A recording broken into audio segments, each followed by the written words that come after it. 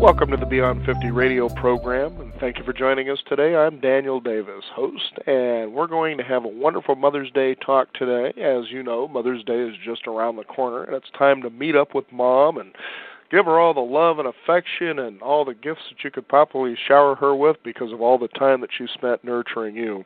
But sometimes meeting with Mom isn't so easy, especially if you're across the country. So if you want to meet with colleagues or clients in person, maybe even your family or friends or your mother, you spend a fortune on gas, airfare, and waste time in traffic, airports, and hotels. For just a 2-hour meeting? No longer. Just do more and travel less. Hold an online meeting from your computer with GoToMeeting. Everyone logs on to GoToMeeting.com during your conference call and see your computer desktop on their computer screen. Get more done in less time without the hassle of driving or flying. Try GoToMeeting free right now for just 30 days. For this special offer, you must visit www.gotomeeting.com/podcasts. That's GoToMeeting.com/podcast for a free trial. And today joining us here on the Beyond 50 radio program is just someone who decided to reconcile his relationship with his mother after a long period of just having a tough time having a relationship. And sometimes, as we get older, sometimes we find ourselves drifting apart when it comes to relationships, especially with our parents, because we want to go on our own way.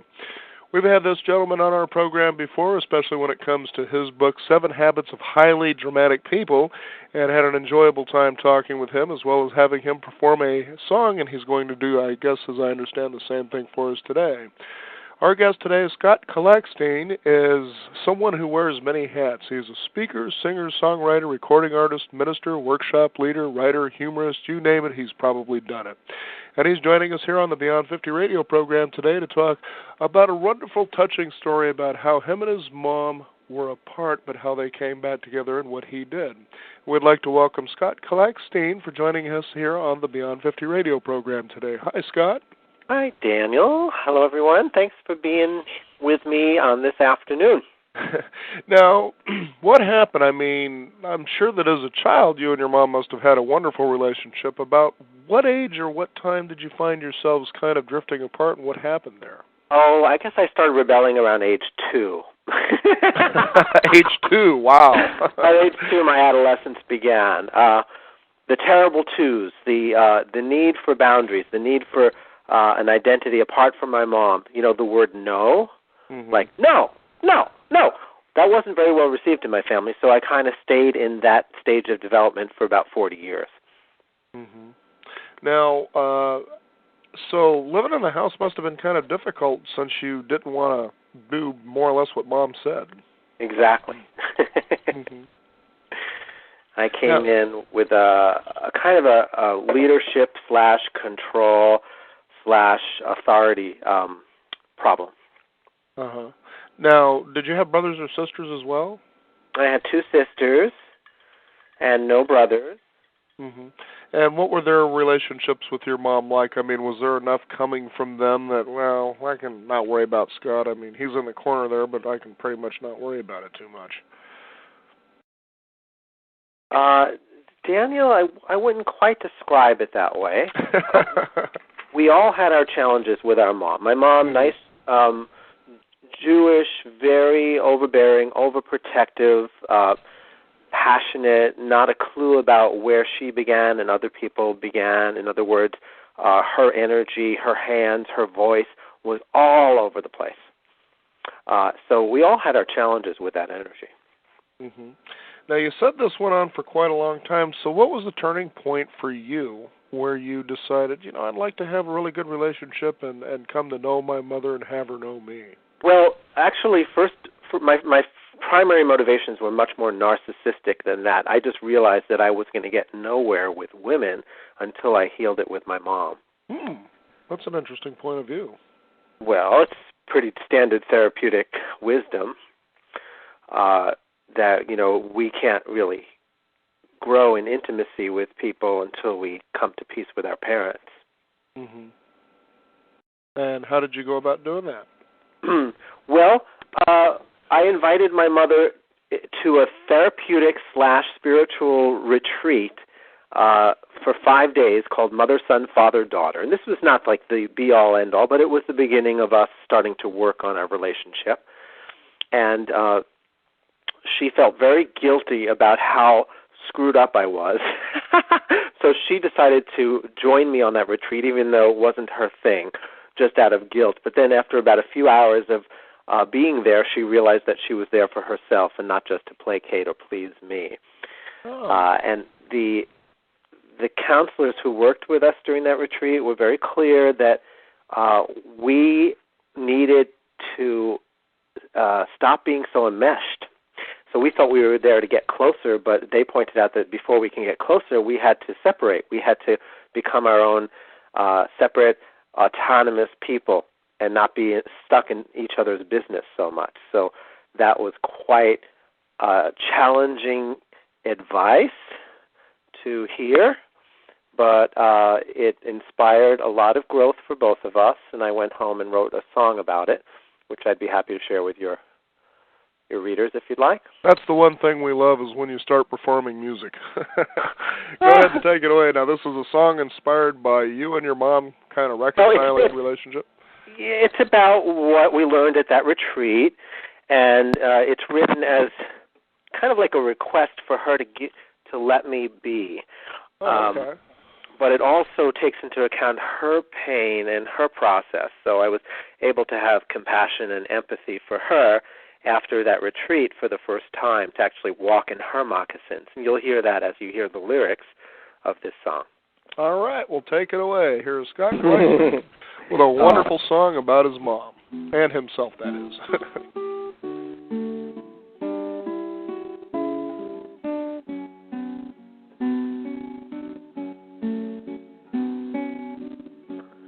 Oh, take delight in my awkward flight. Don't ponder the how or the why.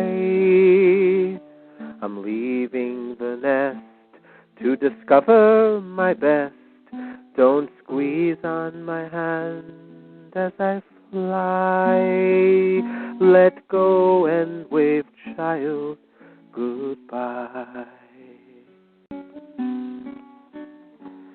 Oh, take delight in my awkward flight. Your love and your fear weigh a ton. The distance I choose is no verdict on you. Don't battle what needs to be done. A man needs to grow from a son. Son, I nursed you and rocked you and answered your cries. I looked out at life through your innocent eyes. Now you're turning away and it's so hard to bear. I gave you my all. There's a piece of me in there. Oh, take delight in my awkward flight. Let's cut away old worn-out strings. I came through your home to discover my own. Please don't let my spaciousness sting. Take joy that I'm finding my wings, my wings. Oh, take delight in my awkward flight. Don't pull on the reins tightly so. I'd much rather soar from your heart's open door. Oh, Mother, it's time to let go. Oh, Mother, it's time to let go.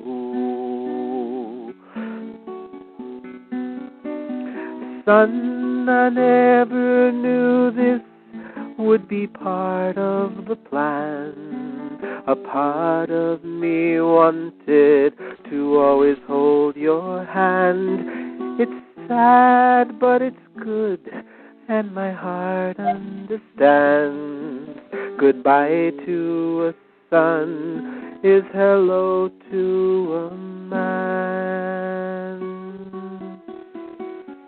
Perhaps we'll be buddies, perhaps we'll be friends. Who knows where we'll land when we touch down again. But for now we must fly in our own separate skies, trusting our love as we say our goodbyes, trusting in love as we say goodbye,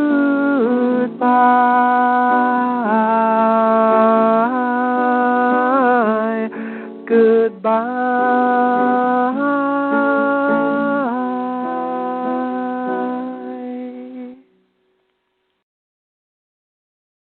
You know, I was taking a look here at this particular quote from your mom, and it just kind of hit me how funny and cute it is at the same time. It says, Scott was always a brilliant, spontaneous, endlessly creative troublemaker while growing up.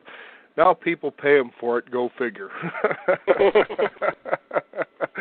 So did she, even though at times throughout your life and growing up as you were being this expressive, creative person, did she at times even try to nurture and encourage that within you? Absolutely. Mm-hmm. Piano lessons, guitar lessons, violin lessons, any lessons I wanted. Just, make sure that you do your homework, that kind of a thing. Now, one of the most difficult things, too, is, especially as we address the boomer generation or those people that are in middle life, is some of these people may have parents who, moms who have passed away. Is it possible for them to basically heal any relationship, maybe even within themselves, if they've had a difficult relationship with their parents or their Well, parents? Absolutely. Of course. Mm-hmm. Yeah, we don't need the other person to heal. Okay, and how would you recommend or suggest that someone can go about doing that? Do they need to go to a retreat, or are there other ways that you can think of that might be able to help them? Well, when somebody is really committed to healing, they find the resources, the support, the therapist or the workshop or the book or whatever. The key is becoming more willing to forgive than to hold on to your grievance. In other words, when your righteous anger and hurt becomes boring to you, it becomes such an old story that you're tired of hearing yourself be a victim, then you start to heal. You find the resources. There's a million ways to heal. Mm-hmm. I can tell you what's worked for me, but that's not the only way. Mm-hmm. Well, that would be a good recommendation, because you never know if our listeners may trigger off of something that you're saying. Where they think, I never would have even thought about something like that, or I thought about that, but I just didn't know if it would work, or whatever it may be. Mm-hmm. Right. We need to hear each other's stories. That's how we grow. So, yeah, I'd be happy to share more about mine. Absolutely. A big part of my story was becoming willing to, and this may sound paradoxical, but to be pissed off. Oh, I see. Big part of it was being willing to really let my anger flow. I used to be a doormat in my relationship with my mom, and I wasn't even aware that I was building accumulations of resentment and rage underneath this passive person that I thought I had to be. So over years, the rage built up, and at a certain point, my mom was being critical towards me. This is about 5 years ago. I let her have it, and I wasn't even in control. I was like a volcano that just went off at her, and 40 years of accumulated resentment all came out in one 5-minute, very dramatic display of rage. And I don't exactly recommend that. I'm not saying that's the key to healing. Especially the old world mothers, you might find yourself with a black iron skillet upside your head. But there was something, I recognized that there was something empowering about it, because I hadn't allowed myself to have a voice. It was all the times that I didn't say no, that I didn't set boundaries, that I didn't respect myself enough to say, hey, Mom, you can't talk to me that way. And if you continue to talk to me that way, I'm going to leave the room. So it's your choice, Mom. Very strong boundaries of self-respect I didn't have. They weren't modeled to me, so I had to gradually build them over time. And after that rage thing, on some level, I live in California, and I walked the beach, and I was just pounding my feet into the sand early morning. Nobody was around, and I kept thinking the thought, never again will I let her walk all over me. Never again will I be silent while I'm being verbally abused. Never again. Those words, never again, became my mantra for a while, and it was very powerful. I was using the energy of rage not to hurt my mother, but to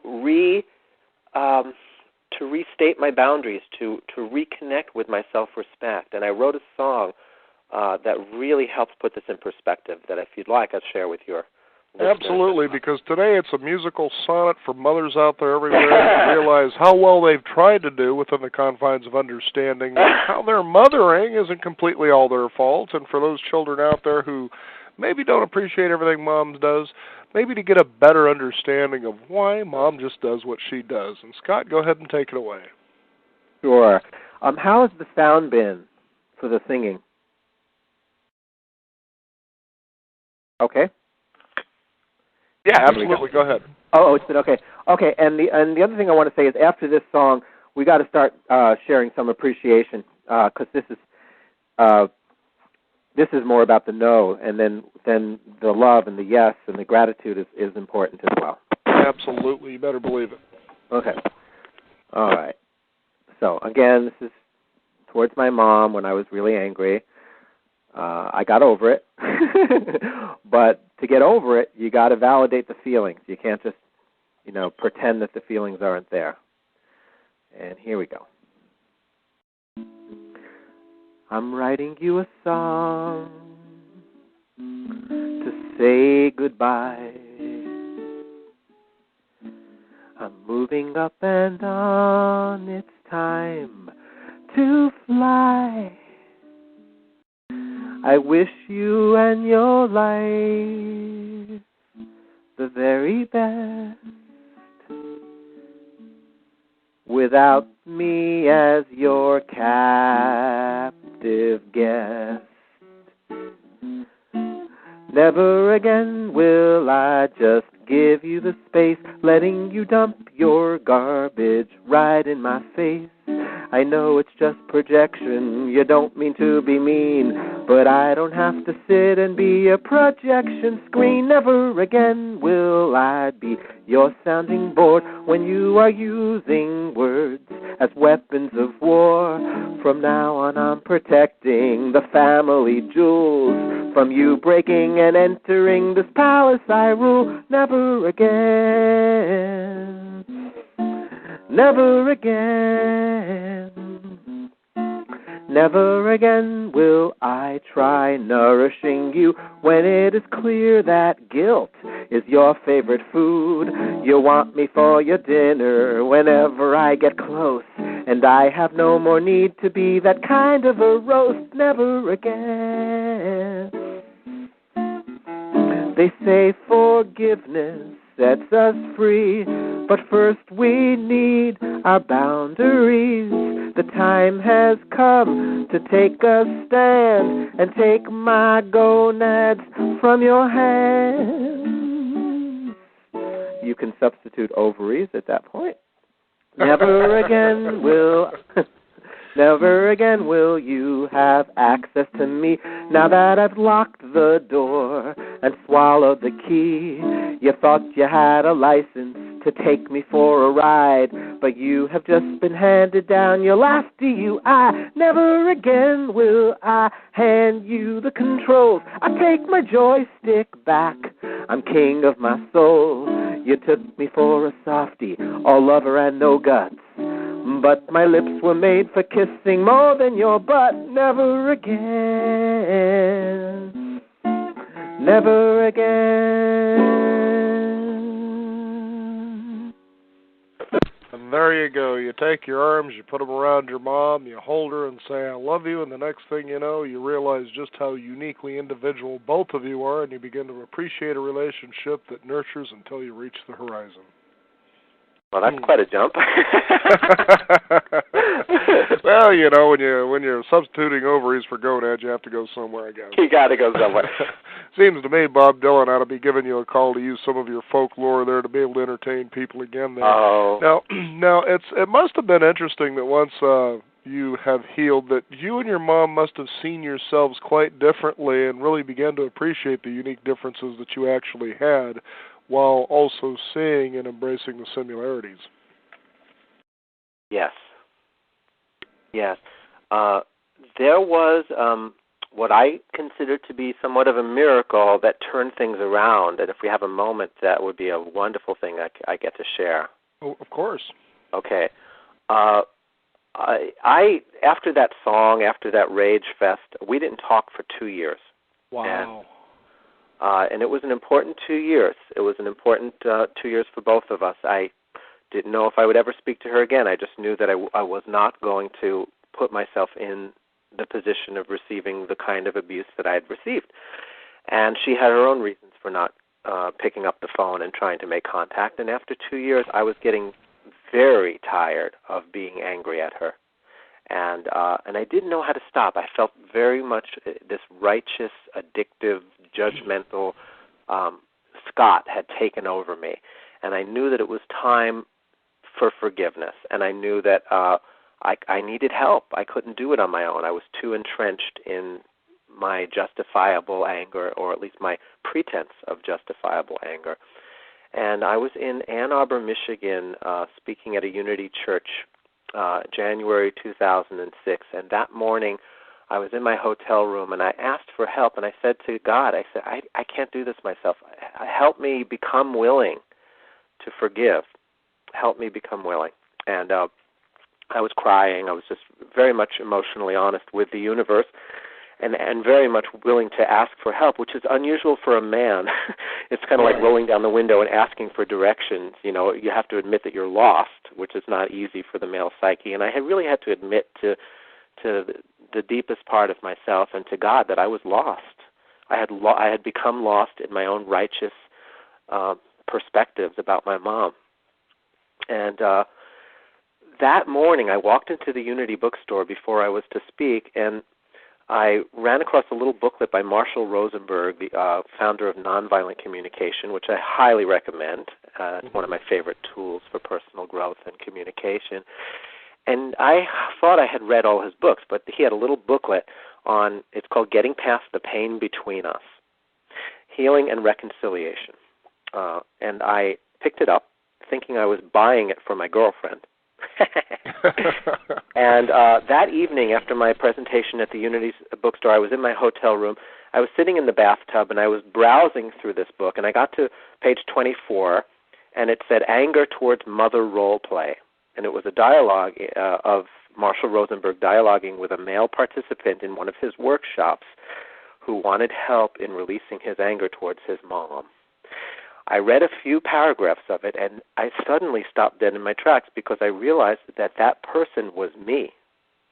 In other words, not just metaphorically, but that I had been at that workshop, and I had dialogued with Marshall Rosenberg about my mom, and that I had written down, I had agreed to give my consent for it to be used.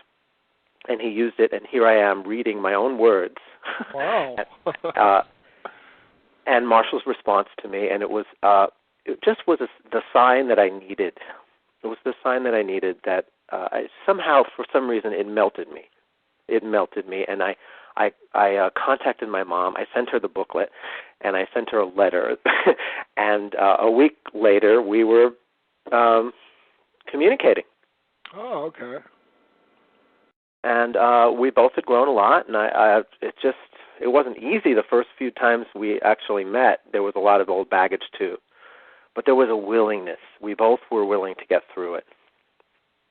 Well, it was like you said earlier, too, Scott, is there's a time that you just realize that being frustrated, upset, angry, resentful, whatever it is that you're feeling, it really no longer serves you. And I think what is even more interesting, and correct me if I'm wrong from your own experience, that when you have that, you'll tend to attract that into your life through other people one way or the other. Did that happen for you as well? No, because okay. I was angry in a way that was healing for my soul because I had denied anger. It's the emotions that we deny that end up attracting unpleasant experiences. So it was flowing in my consciousness. In other words, I was moving with it. I was processing it. Therefore, it didn't need to attract. The reason we attract unpleasant experiences is to help us have our stored emotions, the emotions that we're blocked or unconscious about, come to the surface so we can heal.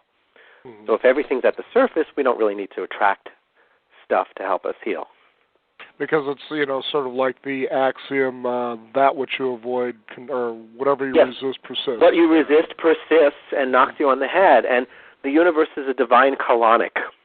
It is, that's a good way to put it. It certainly is, and if something happens that's really unpleasant, that brings up a lot of pain for us, that pain was inside of our bodies. It was inside of our psyches, and whatever experience we drew to us, it wasn't drawn to us to punish us. It was drawn to us to help us heal. Mm-hmm. And it's just so great. And it's so interesting to think, too, that that a lot of that stuff you possibly learn as a child, but then you don't learn it. And as you said, you can have a relationship with your parents, or I can't stand them. And I even hear people this day that I just don't have a good relationship with my father and or mother, whatever the case is. But then you really listen to them, and it sounds like they don't have a good relationship with themselves, because that really is a part of who you are. Well, to be fair, there are people with parents that you just, there's nothing you can do. There's nothing you can do except heal it inside of yourself and give them the space. There are people who, the highest wisdom is to stay away. Like the most loving thing you can do is just to really stay away and wish them well. And that's the case maybe 5 or 10% of the time. Most of the time there's more work that we can do. Mm-hmm. Well, it's certainly been a liberating story for people to understand that, well, as you said, maybe not all of the relationships can be healed, but the most important is the one that you have with yourself. But in fact, if you can heal the relationship with your mom to where you can actually be buddies and friends, then by all means do it before there may be a point that it could be too late. You have to live with regret. Yeah, before they pass on. However, as we said earlier in this conversation, their energy, their spirit is alive and well in your psyche, whether their body is here or not. And sometimes it's easier to heal it when their body isn't around, because their body comes with a personality, and the personality usually is kind of reactive, whereas the spirit, the essence of that soul is non-reactive, unconditionally loving, and always available to contact and heal with. Well, Scott, we'd like to thank you for being on our program today and encouraging people, if you have an opportunity now, maybe give it a shot. But again, it's not just a one-sided deal. The other side has to be willing and accepting to do the healing as well. And you certainly expressed that throughout the program today. Mm-hmm. Yeah. My pleasure. And again, I want to put in a plug for Marshall Rosenberg. Nonviolent communication has helped me and so many other people work through the pain and get to the heart. Well, very good. Again, our guest today is Scott Kalekstein, and shared a couple of really neat songs. And is there something you'd like to shout out to the mothers out there? Yes. You are loved. You are precious. Motherhood is the hardest job in the world for which you receive the least amount of practical training. There's no way you could be perfect at it. You did the best you could, and that was enough. And thank God that you're on the planet giving your love. Thank you very much, Scott. Again, it was a pleasure to have you on our program today.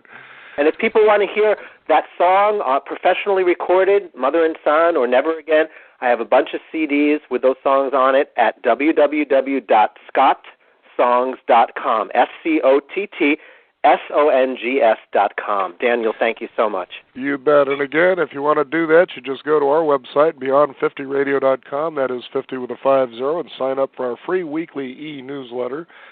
That way you'll be able to find out about Scott and how you can maybe purchase those CDs, because perhaps having flowers or chocolate passed on to your mom is maybe just something that's a little too cliche, and you want to maybe do something a little more original, because you never know. Maybe the lyrics within one of those songs just might lead you onto a whole new path of a relationship with your mom, and it will be one of the most wonderful Mother Days ever. And also just a reminder that if you haven't tried GoToMeeting, the easiest and most affordable way to hold online meetings, you probably don't know how easy it is. Here's how it works. First, sign up for a free trial. It takes just 2 minutes. Schedule an online meeting in advance or on the fly. Invite attendees to your online meeting. It's that easy. Use GoToMeeting for presentations, collaborating, training, or product demos. Try GoToMeeting free right now for 30 days. For this special offer, you must visit www.gotomeeting.com/podcasts. That's gotomeeting.com/podcasts for a free trial. And certainly Beyond 50 does recommend this, especially if you want to save time and money and really get the most out of your meetings. I'm Daniel Davis. Thank you for joining us today. Be sure to tune in this Friday from 12 noon to 1 as we'll have another wonderful live broadcast for you. And remember, live your day past halfway.